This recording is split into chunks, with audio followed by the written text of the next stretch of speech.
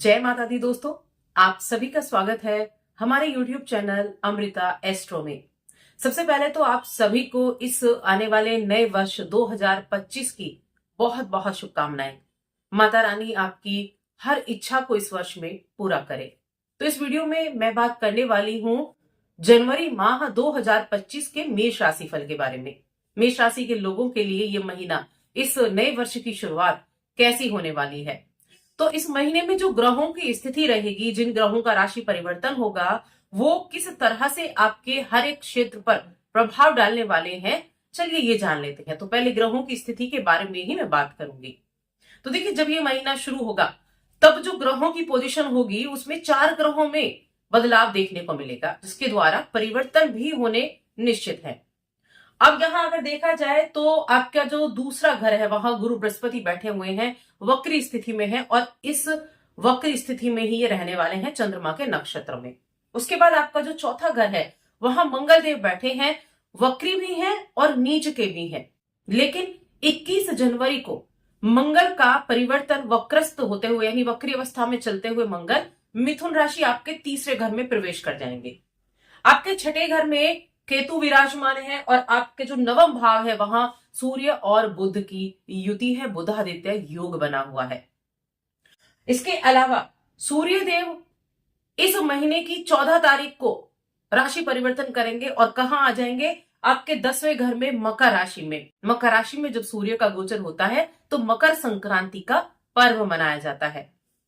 आपका 11वां घर है, 11वें घर में शनिदेव विराजमान है अपनी राशि में, और शुक्रदेव भी वहां बैठे हुए हैं अपने मित्र की राशि में। लेकिन शुक्र का राशि परिवर्तन भी होगा जो कि महीने के अंत में होगा।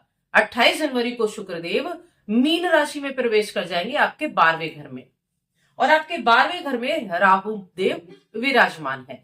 तो कुछ इस तरह से इन ग्रहों की स्थितियां हैं, परिवर्तन है, जिसके द्वारा बदलाव देखने को मिलेंगे। और किस तरह के बदलाव हैं, चलिए इस पर चर्चा कर लेते हैं। लेकिन उससे पहले एक छोटा सा ही निवेदन है। चैनल पर आप पहली बार आए हैं और अभी तक चैनल को सब्सक्राइब नहीं किया है तो चैनल को सब्सक्राइब जरूर कर ले। अब देखिए, इस ये जो महीना है, जनवरी का महीना, नया साल है, ढेरों उमंगे मन में है, किस तरह से शुरुआत होने वाली है। सबसे पहले करियर की बात करेंगे कि आपका करियर कैसा रहेगा। तो देखिए, 10वां भाव जो होता है ये होता है करियर का भाव। एक तो नीच के मंगल की दृष्टि है, नीच के मंगल की उच्च दृष्टि, यानी नीच घर में बैठे हैं लेकिन दृष्टि उनकी उच्च जा रही है। दूसरा, शनि इसके राशि के स्वामी है आपके 10वें भाव के, और 11वें घर में, इच्छाओं के घर में बैठे हैं। तो करियर के लिए मैं कहूंगी ये महीना आपके लिए बहुत अच्छा होने वाला है। साथ में गुरु बृहस्पति भी आपके 2nd हाउस में है और चौथे घर के स्वामी जो कि चंद्रदेव होते हैं उसके नक्षत्र में बैठे हैं। तो ये समय नौकरी करने वालों के लिए बेहद शानदार होने वाला है। कुछ बदलाव जरूर देखने को मिल सकते हैं। छठे घर में केतु विराजमान है जो बदलाव का संकेत देते हैं, लेकिन आपके अंदर एक एक्स्ट्रा एनर्जी देखने को मिलेगी। बहुत मोटिवेट आप खुद को पाएंगे, एनर्जेटिक आप खुद को पाएंगे, क्योंकि एक तो मंगल की उच्च की दृष्टि आ रही है, दूसरा शनि जो इस राशि के स्वामी है वो लाभ भाव में बैठ गए हैं इनकम के घर में। तो इनकम के सोर्सेज आप ढूंढेंगे, यानी खाली तो आप बैठने वाले नहीं है। अगर जॉब है तो अपनी जॉब में आप मेहनत करेंगे, अपनी जॉब में अपने मुकाम को हासिल कर पाएंगे। जॉब नहीं है तो प्रयास करने से जॉब के भी बहुत अच्छे चांसेस आपके लिए बनते हुए इस महीने में दिखाई दे रहे हैं। और ये महीना ऐसा होगा कि आप किसी ना किसी तरह से अपनी इनकम को बढ़ाने के बारे में सोचेंगे, यानी मन में जो इच्छाएं हैं, इच्छाओं को पूरा करने के बारे में आप सोचेंगे। देखिए, शुक्रदेव भी यहाँ बैठे हैं आपके इनकम हाउस में, आपके लाभ के घर में, और शुक्रदेव आपके धन के स्वामी है। शुक्रदेव आपके 7वां भाव व्यापार के स्वामी है। यहां देखिए ना, व्यापार भाव के स्वामी है और आपके धन के स्वामी भी हैं, और इच्छाओं के घर में बैठ गए हैं। तो जो मन में इच्छाएं हैं, धन पाना चाहते हैं, व्यापार कर रहे हैं, व्यापार बड़े अच्छे तरीके से चलेगा। इस समय अवधि में जो भी पार्टनरशिप में काम कर रहे हैं वो पार्टनरशिप के काम बड़े अच्छे तरीके से चलने वाले हैं। व्यापार अच्छी तेज गति आपका पकड़ेगा। कामकाज के सिलसिले में, करियर के मामले में ये महीना बहुत अच्छा आपके लिए रहने वाला है। जमीन जायदाद का सुख मिल सकता है, वाहन आदि की खरीदारी कर सकते हैं, मोटे इन्वेस्टमेंट आप कर सकते हैं। लेकिन इन्वेस्टमेंट आप कब कर सकते हैं, 21 जनवरी के बाद जब मंगल आपके तीसरे घर में चले जाएंगे तब आप इन्वेस्टमेंट करें, क्योंकि तब तक मंगल यहां बैठे हैं। और जब आपके तीसरे घर में जाएंगे तो आपका जो एक कम्युनिकेशन है वो आपका बड़ा अच्छा हो जाएगा। मीडिया के क्षेत्र से भी आपको अच्छे लाभ मिलने शुरू हो जाएंगे। प्रॉपर्टी से जुड़े हुए काम करते हैं वहां से अच्छे लाभ मिलने शुरू हो जाएंगे। तो कहीं ना कहीं इस महीने की शुरुआत बहुत अच्छी होने वाली है। गुरु आपको सपोर्ट कर रहे हैं। देखिए, गुरु को अगर आप देखें तो गुरु जो है अपनी सप्तम दृष्टि से यहां है और 8 और 9 नौवीं दृष्टि से भी आपके करियर के घर को देख रहे हैं। तो करियर के लिए मैं कहूंगी बहुत अच्छी शुरुआत है। एक नई शुरुआत भी आप कर सकते हैं और जो पहले से काम में जुड़े हुए हैं उनको आगे बढ़ने के चांसेस मिलेंगे। और जिनके पास इनकम है नहीं वो निश्चित रूप से इनकम के जरिए खोजेंगे, अपनी इनकम को बढ़ाने का काम करेंगे। तो बहुत अच्छा ये समय रहने वाला है। इसके बाद व्यापारियों के लिए भी अच्छा है। और मैंने कहा मीडिया के क्षेत्र से जुड़े हुए हैं, आईटी फील्ड से जुड़े हुए हैं, तो उनके लिए भी काफी अच्छा यहाँ बेनिफिट देखने को मिल रहा है। इसके अलावा यहाँ देखिए, जो हम पंचम भाव पर दृष्टि आ रही है शनि की और किसकी, शुक्रदेव की, तो ये समय रिश्तों के लिए बड़ा अच्छा रहने वाला है। प्रेम जीवन हो गया, वैवाहिक जीवन हो गया। प्रेम के स्वामी कहां है, नवम भाव में। नवम भाव सूर्य के लिए बहुत अच्छा भाव नहीं होता है, लेकिन फिर भी शुक्रदेव पंचम भाव को देख रहे हैं तो प्रेम जीवन आपका अच्छा हो जाएगा। सप्तम भाव के स्वामी हैं, तो ये समय वैवाहिक जीवन के लिए भी अच्छा है। आपके जो जो वैवाहिक लोग हैं, विवाहित लोगों के लिए आपसी बॉन्डिंग बहुत अच्छी रहेगी। एक दूसरे का सपोर्ट भी मिलेगा, एक दूसरे की जरूरतों का ख्याल भी रखेंगे और आप ट्रेवल भी इस समय अवधि में कर सकते हैं। यात्राओं का योग भी आपके लिए बना हुआ है। कुछ छोटी दूरी की यात्राएं और लंबी दूरी की यात्राएं, दोनों ही तरह की यात्राएं आपके लिए इस समय हो सकती हैं, लेकिन रिश्ते बहुत अच्छे रहेंगे। अब यहां देखिए, सप्तम भाव के स्वामी शुक्रदेव हैं जो वैवाहिक जीवन को अच्छा कर रहे हैं, और द्वितीय भाव में कौन बैठे हुए हैं, यहाँ द्वितीय भाव के स्वामी भी शुक्रदेव हैं जो वृद्धि का है, परिवार में वृद्धि का है। तो यहां संतान प्राप्ति के योग भी बनते हुए दिखाई दे रहे हैं। संतान प्राप्ति के योग भी यहां बनने वाले हैं, तो वहां भी अच्छी चीजें रहने वाली हैं। जहां तक परिवार की बात है तो पारिवारिक स्थितियां भी अच्छी रहेंगी। कुटुंब का सपोर्ट आपको देखने को मिलेगा। गुरु बृहस्पति यहां बैठे हैं, लेकिन गुरु बृहस्पति यहां बैठे हैं लेकिन इसके स्वामी कहां, यहां लाभ भाव में है। तो आपका जो ऑरा है, कहते हैं ना एनर्जी, पॉजिटिव एनर्जी, वो आपकी चारों तरफ देखने को मिलेगी। कुछ लोगों को बातों से ही आप मना लेंगे। फ्रेंड सर्कल आपका अच्छा रहेगा। पारिवारिक जीवन अच्छा है। माता की सेहत थोड़ी प्रभावित हो सकती है। कब तक हो सकती है, थोड़ा 20 तारीख तक थोड़ा सा उनकी सेहत में ध्यान रखें। अगर पहले से कोई हेल्थ इशू है तब आपको ध्यान रखना है। पिता के साथ अच्छे से बनाकर चले। पिता की बातों को मानेंगे तो बहुत अच्छा आपका रिश्ता रहेगा, क्योंकि सूर्यदेव यहां बैठे हुए हैं, पंचम के त्रिकोण के स्वामी हैं और दूसरे त्रिकोण भाव में बैठे हुए हैं। तो पिता की बातों को मानना, उनकी आज्ञा का पालन करना आपके लिए बहुत अच्छा रहेगा। बॉन्डिंग तो अच्छी होगी ही, वैसे भी उनके आशीर्वाद से आपके कार्य बनेंगे। तो इन चीजों का ध्यान रखें। इसके बाद जब सूर्य का गोचर होगा, सूर्यदेव आपके 10वें घर में जाएंगे, मकर राशि में। मकर संक्रांति का पर्व 14 जनवरी को मनाया जाता है।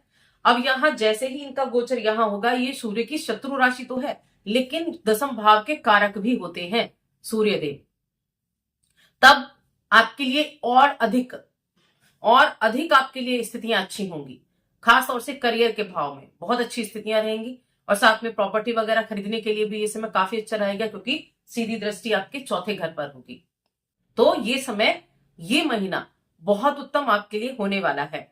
अब हेल्थ की बात करें तो देखिए, हेल्थ का थोड़ा सा यहाँ ध्यान आपको जरूर रखना है। एक तो आपकी राशि के स्वामी मंगलदेव नीच के होकर बैठे हैं, हालांकि केंद्र में बैठे हुए हैं लेकिन नीच के हैं, तो हेल्थ का थोड़ा सा ध्यान रखें। सीने में जलन या फिर किसी को बीपी की समस्या है, इस तरह की चीजें आपको देखने को मिल सकती है, तो हेल्थ का ध्यान रखेंगे। और 20 तारीख के बाद हेल्थ आपकी ठीक होनी शुरू हो जाएगी।